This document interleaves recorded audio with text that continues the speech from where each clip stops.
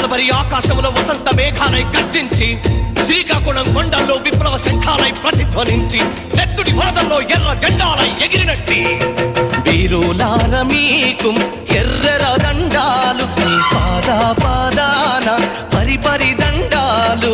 అమ్మాలార అయ్యాలార బిడ్డాలార కొడుకులార శూరులార మీకు ఎర్రెర దండాలు, నీ పాదాన పరిపరి దండాలు.